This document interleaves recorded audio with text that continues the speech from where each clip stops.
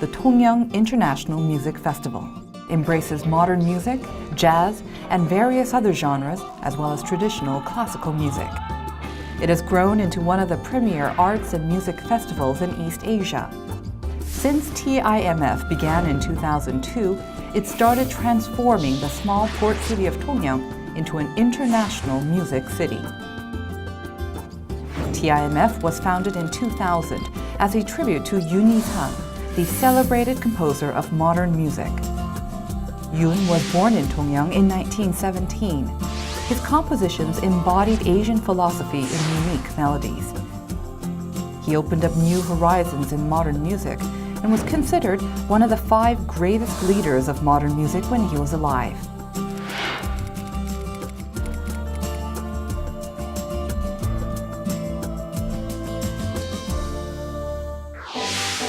Tongyeong Music Hall is the first concert hall in Gyeongsang-namdo devoted to classical music. Florian Reim, its new CEO, takes us on a journey to a city known as Korea's Naples and its music festival, the Tongyeong International Music Festival.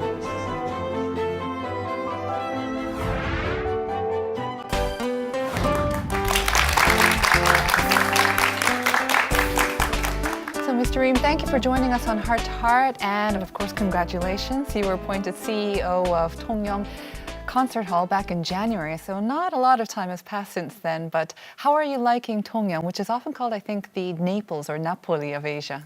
That's right. No, Tongyeong is a wonderful place, and it's very livable. It's very nice to be there. It's a little bit strange, you know, when you come to Seoul and you're a foreigner, and you say, I'm living in Tongyeong. Yes. People are either shocked or they cannot believe it. It seems so far apart. But it is really very close. It's a very friendly place, and I really love it there. And how's your Korean coming along? I've started, so please give me a few months. We'll give you a year, yes. I know that you have quite a bit of experience living in Europe and Asia, of course. Europe is where you're from, but also living in Asia. And you've worked in the musical world for a long time as well. So before you came to Tongyeong, did you know anything about it before? Had you been to Tongyeong or even Korea before this? Yes, actually, the Tongyeong International Music Festival does have a very good reputation internationally, and a lot of artists have been there, a lot of friends, a lot of artists that I've previously worked with, they knew this place, and so it wasn't really that foreign when I first came to Korea. So you'd been here a couple of times before? I have been to Korea a couple of times before, yes.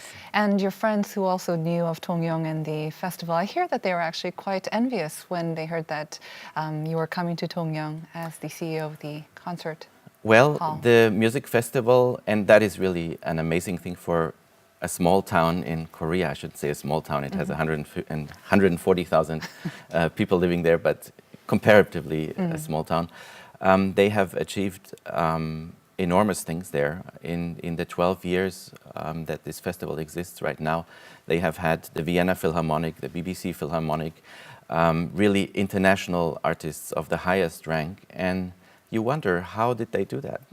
Why did people come there? And I think that is just the spirit of the town, the spirit of composer Yun Isang, and the work of many people who have used all their connections, all their network to really bring the world to Tongyeong, and it has worked really, really well. So the friends who were quite envious of you coming to Tongyeong were also, of course, jealous, I guess, because of the prestige of the music festival itself. How did you land such a great job then, if you don't mind my asking? Well, there aren't so many jobs in this sector, Oh, really? so you apply and you try really hard. I guess it came somewhat naturally for me because Yun Isang, even though he's a Korean composer, I tend to say he's a German composer, as he has lived in Germany for 30 years of his life. And our artistic director is a German. So there are a lot of connections between Tongyeong and Germany. So it was nice to come there and really feel welcome because of that. Well, as Mr. Reim said, the world-famous modern music composer Yun Isang is from the area of Tongyeong. And while he was living abroad in Germany, he often said he missed his hometown. And traces of Yun Isang can be found throughout the hometown of Tongyeong, even today, especially in Tongyeong Music Hall. And we'll find out more right after this.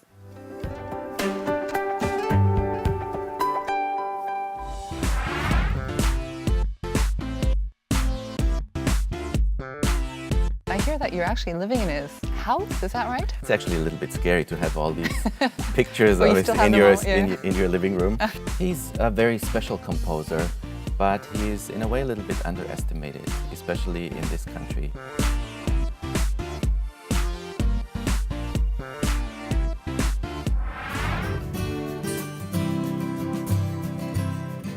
The Tongyeong International Music Festival keeps evolving and its future looks bright and rosy. But what does Mr. Reim have in store for the festival? Let's find out now.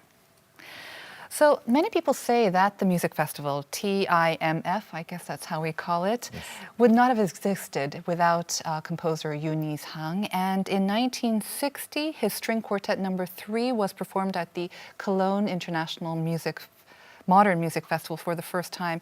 And of course, as you said, he was very active in Germany for about 30 years. What kind of effect did Yun have on the world of modern music? He's a very special composer. He is now very influential, but he is in a way a little bit underestimated, especially in this country. He has now just recently become more famous. And in Germany, he was just around with many other famous composers. He developed a very unique, very special style, which is even nowadays sometimes a little bit hard to understand. You really have to listen and listen again, and then you start actually realizing what is in that music. I think his great achievement was to really bridge the gap between Asia and Europe, to bring Asian influence to European, to Western contemporary music. Now that sounds a little bit difficult to understand, but it isn't really. If you just turn on your radio and you listen to some Korean folk, you will hear certain elements that are just natural for this country, that you think they are normal here. This is just what you like in Korean music. And he has taken some of those elements, like vibrato, which is, you know what vibrato means? When your voice I do, of course, but, is moving, like the Korean plucked instruments, like the Korean flutes. They sound different from European instruments. And he has taken some of these elements and put them into his music. And when you listen closely, you can hear that very well. Do you remember when you first heard his music? How old were you and what was your first reaction? I played some of his music when I was a student. I just remember it being very difficult. So difficult, that means a lot of things. Did you like it even though it was difficult, or did you think it was just foreign because of those elements that you just mentioned, the Asian maybe elements? No, I liked it, but it was very demanding. It was a big challenge to learn those pieces, and it still is for nowadays instrumentalists. It is very demanding. I imagine at the time when you first heard his music and when you started playing it, you never thought that now you would have such a connection with Yun Isang in his hometown. No, I certainly didn't expect that. I mean, not only are you living in his hometown, I hear that you're actually living in his house. Is that right? Yes, there is a museum which has some artifacts, some photographs of Yun Isang, and next to it is a replica of his house where he lived while he was in Berlin. It is still called the Berlin House, and it used to be the office of our music festival. But now that we have a new building, a new concert hall, and we've all moved, this Berlin House was empty, and so it just seemed natural for me to move in there.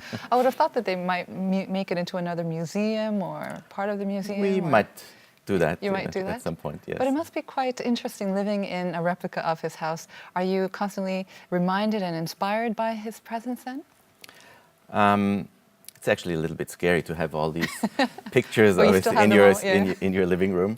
No, but it is nice. It is strange to live in a German-looking house in South Korea. That I can say. So the Isangyun Competition, which is of course Isangyun is better known in the West as Isangyun, not Yun Isang, is recognized by the World Federation of Music Competitions, and I understand it's the first Korean competition to be recognized by the WFIMC. And what does that mean, and why are you also trying to host the General Assembly of the WFIMC here in Korea? The Isangyun Competition is our own version of an international music competition, and every year many international students, young aspiring professionals come to Tongyeong and try their luck in this competition. And we have been a member of the WFIMC for a couple of years and are now hosting their General Assembly in Tongyeong in our new concert hall. And this is a really important moment for us because there are 35 competitions from all over the world coming to Tongyeong. Their representatives are coming and are discussing the worldwide standards of music competitions that have really taken a big place in the culture also of this country. And where does the Isangyun competition stand among those many competitions, music competitions? What kind of a legacy or what sort of reputation does it have? We are doing really well. We have three sections. We have three instruments that we represent: the violin, cello, and the piano. And some of our prize winners have become really renowned artists. So we're really proud of that. And we're looking forward to the next competition, which will be in November in this year, again in Tongyeong. I think Koreans generally pride themselves on having many classical musicians, quite famous classical musicians who are performing on the global stage. Many Koreans are also fans of classical music. It almost seems quite surprising that we only have one Korean competition that is formally recognized by the WFIMC. What does it mean to have a competition that is world-renowned or recognized by this institution? It's actually really necessary to have that. There is more than one in Korea now. We were the first ones, but there is more than one now. You see, in worldwide music competitions, Koreans are actually among the top nations to win prizes. Right. It is really amazing, especially among the vocalists, the singers, and also string instrumentalists. If you look at competitions in the United States, in Germany, in Israel, in France, everywhere you will find Koreans among the prize winners. It's amazing. I don't know how it's possible, but it must mean something. It must mean that music education is really good in this country, and the people are really hardworking, trying really hard, and they are being successful by any means. And do you also see that, or evidence of that in Tongyeong as well? Normally we would see it, I guess, definitely in the major cities, and a lot of Koreans are going overseas to study. How about in Tongyeong?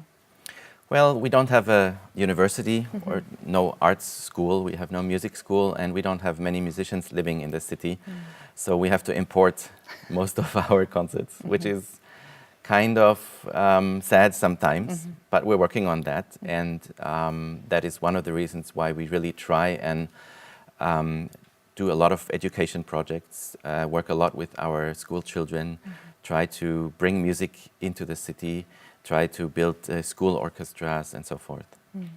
There's quite a few efforts or new endeavors that you are trying to bring in as now CEO of the Concert Hall.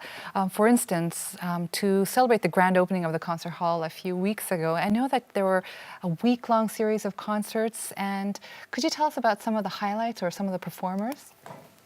Well, one of our main projects is the Tongyeong Festival Orchestra, and thanks to the strong support of the Korean Arts Council, this year it has been a truly international orchestra. We have invited musicians not only from Korea but also from Europe, especially from Germany, from Poland, Austria, Australia, from the US, and so we have now 90 musicians performing together with our music director Alexander Liebreich in the two grand opening concerts. So that was really the main highlight of this year's festival. But there were lots of other things going on. The American contemporary, popsy contemporary music group Bang on a Can landed a great hit in Tongyeong. There were certainly some stars like Veselina Kasarova, which is one of the most well-known opera sopranos in Europe right now. And it was really a great experience to open a new hall, to have so many people come and to have some great music. So I'm really happy that it went so well. Okay. Well, with its adventurous and experimental bent, the Tongyeong International Music Festival attracts musicians from all over the world, and we went to see them breathe life into the festival.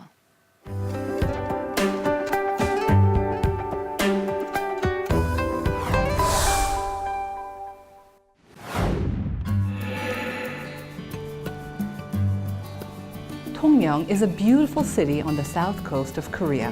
It's been called the Naples of the East for its captivating islands and ocean views. Tongyeong Music Hall was completed last November and is now officially open to the people of the city. Tongyeong Concert Hall is a world-class facility in a rather small-sized city in this country. So our goal is to make this concert hall a true center of music, but not for people from outside, not for visitors alone. We want to make this part of our community, and we want to make this concert hall a place for everyone to enjoy. The foundation considered many candidates from around the world, but in the end, Florian Reim was chosen to be CEO of the new Tongyeong Music Hall. Florian Reim takes a lot of pride in both the music hall and the city of Tongyeong. This is one of my favorite places in this concert hall, and actually I think it's one of the most beautiful places in the city because you have this spectacular view all around. Over here you can see the island of Hansando. To the left is Koje, one of the largest islands of all of Korea. And on the other side you can look over to the port and to the center of Tongyeong. The week-long Tongyeong International Music Festival began on March 28th. This was the 13th year of the festivals, but it had more visitors than usual. Everyone wanted to see the new classical music concert hall.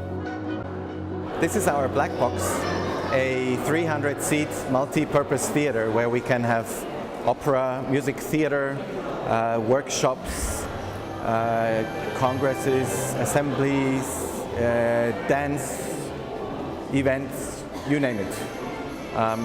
It's a beautiful place that you can use for just about anything. The opening concerts included performances from a wide variety of musicians. From the Tongyeong Festival Orchestra to the electric chamber ensemble Bang on a Can All-Star. The concerts were all sold out and played to enthusiastic audiences. The festival also included a children's concert. These concerts began in 2011 as part of an effort to make classical music more appealing to the public. But with improvements that were introduced this year, the concert attracted many new fans among parents and children. 악기는 배우지만 이걸 어떻게 연주를 하는지, 그리고 그런 연주자들이 어떻게 해서 또 우리에게 보여지는지 좀 접할 기회가 특히 이제 통영에는 잘 없었는데 이런 기회가 있으니까 너무 반갑고.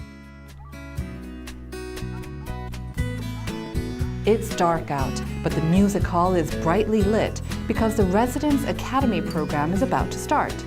This program is one of the highlights of the Tongyeong International Music Festival. This season's resident composers are Salvatore Sciarrino and Tigran Mansourian. The young people ask for some questions, and I want to turn the question and to have what is the thinking of the young composer, because that is my kind of special kind of teaching. They will stay in Tongyeong and meet with musical composition students. Students from Korea will learn various new ways to approach music and composition from the two maestros. 평소에 제가 너무나도 존경하는 작곡가였거든요. 그런데 이게 뭐 유럽이나 그런 다른 곳이 아닌 이곳 통영에서 만났다는 것에 대해서 참 너무나도 감사하고 되게 좋은 기회라고 생각합니다. The Tongyeong International Music Festival seeks to act as a bridge between Eastern and Western cultures through music. It wants to become a cultural event that brings the world together. Its journey starts now.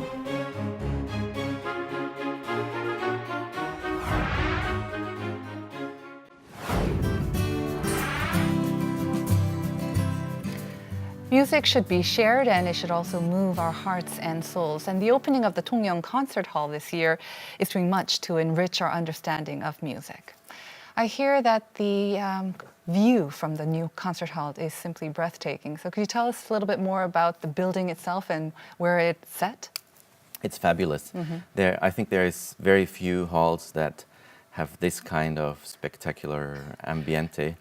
And usually people come there and say, actually, it's not that far apart from Sydney Opera House, Wow. which is a little bit exaggerated, but not much. So from most of our office rooms, from our dressing rooms, the view is just breathtaking. I mean, the seascape, the many islands, the bays, the waterways, the port around Tongyeong, it's just beautiful. And to work right in the middle of that, it's fabulous. And it actually makes sense if you listen to the music of Yun Isang. Sometimes you feel really that you start a movement, a very slow melody, and you feel like you're looking out on the sea. And it's just that feeling when you look out of the window in the concert hall. Wow. So you would think that sometimes having such a great breathtaking view could be almost distracting and make you want to leave the concert hall and just go out and enjoy it, but actually it's serving as inspiration. Actually, it is distracting. That's why we have to draw the blinds when we do a lecture. But it must be a great surprise for all the visiting musicians as well from overseas. It makes a big difference. Yes. I mean, you said that it's quite well known, the music festival, but for many of the musicians coming on their first visit to Tongyeong, what is their response?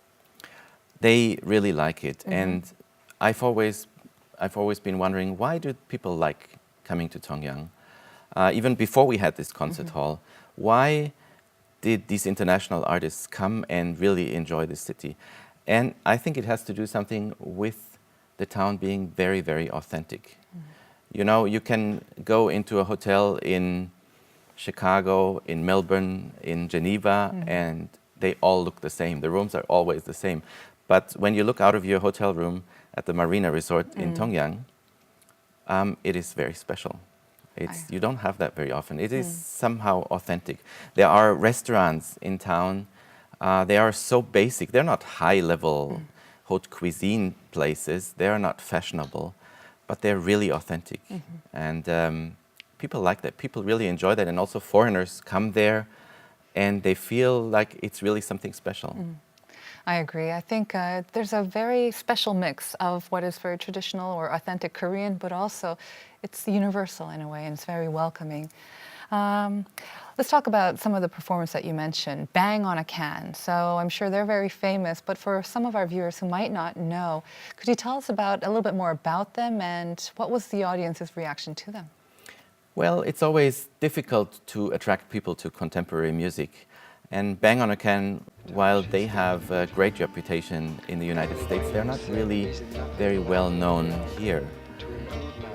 But they have a great way of mixing new experimental contemporary music with light, with action, with all sorts of things going on stage. There are cans involved? Actual cans? Or? Sorry. Well, Sorry. Yeah, that's the idea. That's the basic idea. Yeah, it's the basic idea of a kid going to the kitchen and taking some pot out of mother's closet and Bang, bang. banging on it. Yeah, sure. Yeah. It's And not easy. how's the audience reaction to it? Oh, they love it. They loved it. They love it. So I imagine bringing in Bang on Account is quite different from previous Tongyeong International Music Festivals. The lineup seems to be a little bit more experimental, a little bit more... Some names are new, but actually the character hasn't really changed. It is always, we're always trying to find new, to show some new ensembles, some new artists, bring in something exciting and new. And that usually comes with the adjective unknown or not so well known. But the Fringe Festival must have livened things up quite a bit, I would imagine. Can you tell us a little bit more about the Fringe Festival? The Fringe Festival is really there to bring the community to the concert hall, to bring them to the festival and to make them take part. Because very often our festival is being considered too special, too contemporary, kind of like a island in the local music scene, and then people have some how should I say, they're a little bit worried. There's always a barrier, and they don't know what to expect when they come to our festival, to our concert hall. And so the Fringe Festival helps to loosen that a little bit. And we have many small events, many music groups who play in all sorts of places throughout the city. And so the whole city just becomes one festival. And then the artists mix, and some visitors from one concert go to the other, and some of the visitors from Seoul would listen to the Fringe concert. And I think it's a great possibility for both sides to get to know each other. And you deliberately timed it so that the opening would coincide with quite a few other events as well, am I right? Yes. What about some of the other events that you had? You mentioned educational programs that you were also trying to incorporate to widen the scope of the audience and also just bring more people involved, and especially the local community. So can you tell us a little bit more about the other events that you organized? Education is really important for me, and it is really important for us, for the Tongyeong Music Festival, for the Tongyeong Music Foundation as an organization. Until now, we only had a festival. We presented concerts for 1 week. Lots of people were coming from the outside and enjoyed the festival. But now we have our own concert hall, and we need to be present all year long. And we can't always count on the outsiders. We really have to include the citizens, the town, and we have to find a new audience, which is really difficult. And so I have started to bring in the children at the very beginning. I visited all the elementary schools, and that was a great experience itself, actually, to visit all the Tongyeong elementary schools. And I have invited all of the 8,000 elementary school students to our concert hall in this year. And we're presenting school concerts to them to make them feel at home, because we think this concert hall is not for some visitors from outside, for some music fanatics. It is really for the community, and it is for the citizens of Tongyeong. So I want them to go there and think of it as their concert hall, not as somebody's, some festival's place, but it's really some asset that the city owns and that everybody can go to and enjoy and have some really nice experience there. I wonder if this might result in a rush of parents with young children trying to move to Tongyeong to take advantage of this, because I don't think it's a program that's offered just anywhere. And where did you get the inspiration for this? Have you seen it happen somewhere else?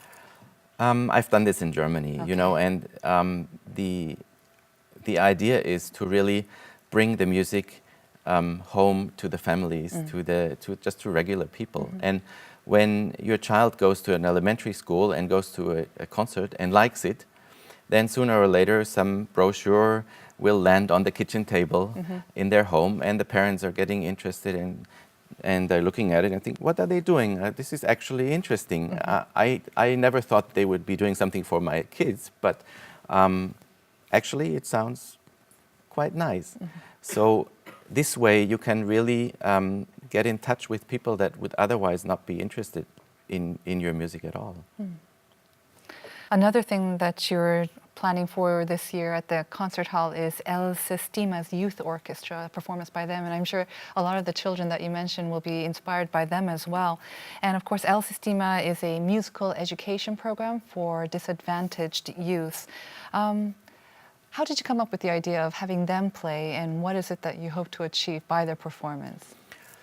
El Sistema has been in Venezuela for more than 30 years now, and actually in Venezuela there is by now, I think, about 370,000 children taking part in this program. The idea is to basically to bridge the gap between rich and poor, and to help the social development of children by making them play an instrument, taking part in an ensemble, in an orchestra, and learning to play together, which can have a huge impact on your personality, on your behavior, on your social behavior, and on many other things. So in Korea, this program started 3 years ago, and there are now, I think, about 1,600 children in the whole country. And we have just started our program in Tongyeong as part of our education series. And this is coinciding with the opening of our concert hall. So the youth orchestra that will be performing there, the Korean El Sistima Orchestra? Yes, El Sistima is always a local affair. It really wants to help the local community and to bring people together, to bring children together from different backgrounds, from problematic social backgrounds, and help them with their development. You mentioned you've invited all 8,000 of the elementary school students in Tongyeong to the concert hall. So you've been to all of the elementary schools. What was your impression of the schools? I'm sure you know by now that Koreans are very passionate about their education, especially about the academic side of education. Now there's a move to bring back more music and arts into the education program itself. But what was your impression of the school system? They were very positive about our ideas. I think children are among the best audience that you can have. And they can be very passionate. They can be sometimes impatient. And you will feel immediately if they like what you're doing or if they don't. And I think they can judge if a performer is really world-class or if it's just a local artist. And that's why we have asked more or less every visiting artists, from the unknown ones to the Seoul Philharmonic, the St. Petersburg Philharmonic, and other really great artists. We have asked them, please, can you perform for our children? And that's a really unique thing that I'm proud of, to have really these great artists perform also for school children, which is not usual. But I think the best is just good enough for the children. You should not make any cuts because of financial restrictions or because of concerns that the world-class artists might not like it performing for children. I think performing for children is one of the main issues of our work now.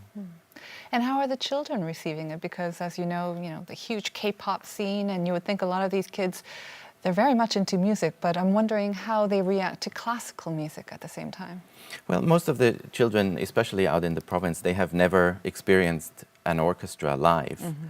And that is really something different. If you sit in the concert hall and you have 90, 100 musicians playing right in front of you, no amplification, no light show, but really live music, that is something that you have to experience. That is really important. Okay. Well, Tongyeong Music Hall wants to establish itself as a multifunctional cultural center for the people. And to do that, it needs to nurture the dreams and hopes of children too. Let's see how that's going to take place.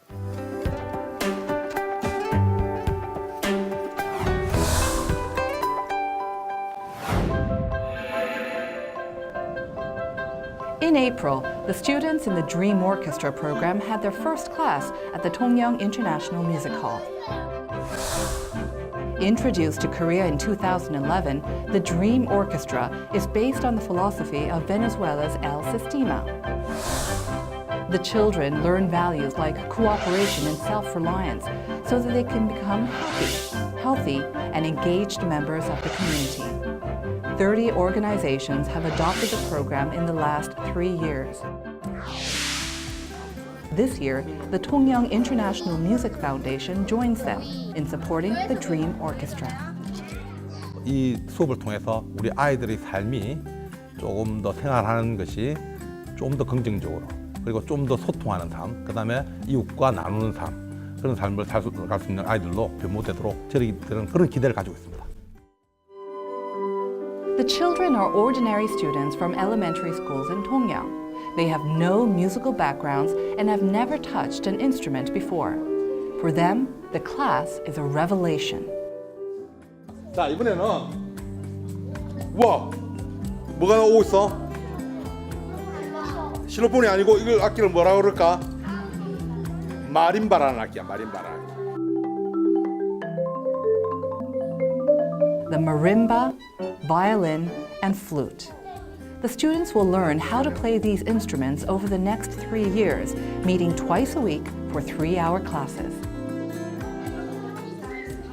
Once they learn about and hear all 5 instruments, the students will choose what they want to play.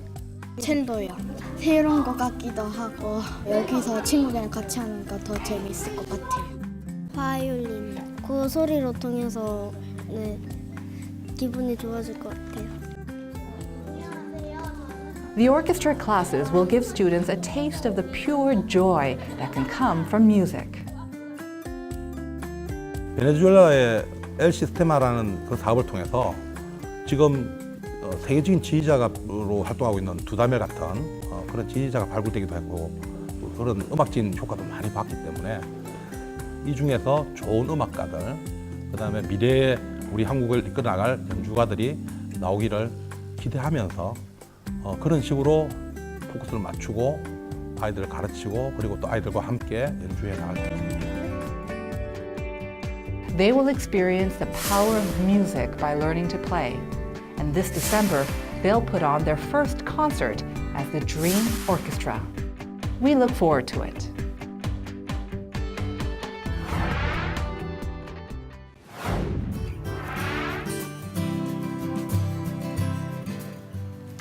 I'm here with Florian Reim, CEO of the Tongyeong Music Hall. So, Mr. Reim, as you mentioned before, you yourself were a performer. You were a cellist, of course, and then you moved on to being an orchestra manager and then also the head of the Bodensee Festival. What prompted you to change from a performer to someone, I guess, who works behind the scenes? I always liked management. I was a decent cellist, I believe. I tried to have my career as a musician, and I did so many auditions, but I just didn't have the success that I wanted. I did not make it to the Berlin Philharmonic, and in the end, I decided, okay, it's now or never. You have to do something else, and I started to work in management. And some possibility just came up, and from one day to the other, I just put the cello down and said, okay, I'm going to be a manager now. So when did you make that switch? It was in your 20s or 30s? That was in 2001, so I was 22. Oh, so very young age. And you had, of course, been working towards the sort of the high point of your career as a performance up until that point. So I imagine the change mustn't have come as easily as you just mentioned it now. Well, it takes some time, and you have to learn. And the thing is, with management, you can study it, you can go to university and do arts management, but you really have to experience it yourself. And it's the best way is to jump in the cold water and just start and See learn if you sink or by swim. doing it. Yeah. And you found out right away that you had a knack for it. I really liked it. Yeah, it was. I started to work with a really international orchestra with Kremerata Baltica, which basically spends 6 months of the year on the road. And musicians are all from different countries, so you have to speak in different languages all the time.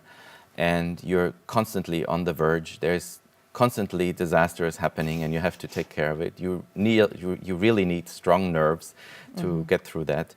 But I liked it. I really enjoyed that time. So it was as your role as a manager that I guess brought you all around the world. I know that this is not your first time living in Asia. You were living in Japan for quite a while? Yes, I lived in Japan for 10 years. My children live in Japan there now, and I go there a lot still. And again, you went to Japan as part of an orchestra. Were you managing an orchestra at the time? Both. I was Okay. a player there, and I was a manager there as well. Yes. And Japan was quite a different experience, and from Europe or from the U.S. How did you manage to fit in from the beginning? It was not easy. It took some time, but it helps me now. Being in Korea, Korea is very different again, of course. But I really like it, and having lived in Asia for a few years, it really makes it easier to adjust. What was the easiest part of settling in, or what was the hardest part? In Japan? Well, if you don't speak the language, if you have never been to Asia, if you are sort of a beginner in the job and everything is new, that is really difficult. It really takes time. And what helped you the most? I found friends, very good friends, and being in an international orchestra, I had colleagues from the same background, from the same European countries, and they helped me a great part. Imagine, I mean, having worked inside an orchestra, managing an orchestra, and also now as CEO of the music hall, and also having to organize an international music festival, you're working with people from all around the world who don't necessarily speak the same language. How is it that you're able to communicate with them? Well, right now it's a really interesting situation, actually. I am studying Korean, but as you said, I will need a few more months to really start speaking the language. But I'm communicating in English, in German, and in Japanese with the people in my office. My secretary speaks Japanese. Some other people speak German. Sometimes we have people coming and speaking French. So it works out one way or the other. So it's not, people always say that music is the international language, that, music can transcend borders, but I imagine the language itself, of course, has a great deal of importance in communicating with all the musicians as well. Do you foresee a lot of problems working in Tongyeong? I imagine Tongyeong, compared to an international city like Seoul or Busan, you would think that it'd be more difficult for you to get along as a foreigner. I thought so, but I'm really happy to say that that is not the case. The city is very open. We have a mayor who speaks English fluently, which is not normal, I think, in this country. No. And the people have been really, really friendly. So I really, really appreciate that. How long will I know that you just were appointed as CEO, but is there a particular goal or something that you wish to achieve during your stay here or your position as CEO? Well, it is not often that you get the chance to really build up a new organization. And with this concert hall and with our new foundation, it is really the chance to try and build up something really new and something really great. We do have an international reputation. We have the network, the connections. And of course, you can always build on that and make it even more better known and bring in more famous people. But I think my real goal is to set this foundation within the community and make it part of the community, make it part of the city as a really prime example of how an arts institution, a cultural institution should be working. There are so many concert halls that are empty because of low interest, low budget, and no initiative of really doing something. And right now we have this momentum.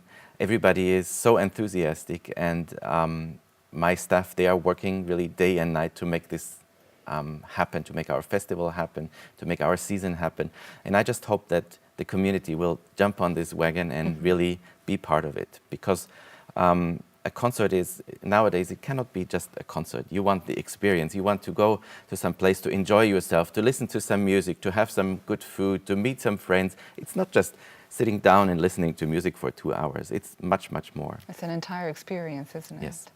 And you've talked about or praised Tongyeong before, but do you see that Tongyeong has the potential to become an international city of music? From your answer before, I imagine that you already regard it as a sort of a city with international renown for its music, but do you see even greater potential in the future? Yes, but that will really depend on its people as well. We don't want to be an island. We really want to be part of the community, part of the province, and really bring in everyone to make this happen. Going back to an earlier question, you said that you're planning things for the children, especially the 8,000 elementary school children. You've invited them to the concert hall. Are there any other specific programs that you can maybe mention or introduce here that will get them more involved in the Tongyeong Concert Hall, but also in just generally classic music?